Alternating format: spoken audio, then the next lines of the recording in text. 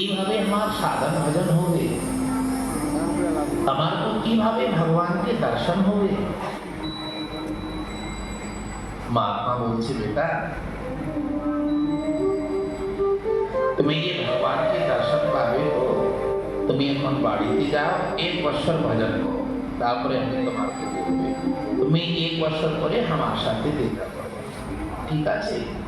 আচ্ছা ঠিক আছে, যাও।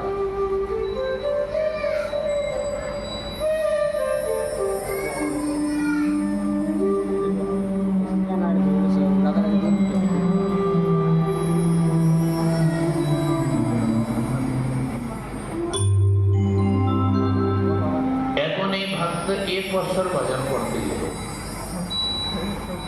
এদিকে আশ্রমের কাছাকাছি একজন অর্থাৎ ঝাড়ুদার থাকতো, যে ঝাড়ু লাগায়, সেবা করে।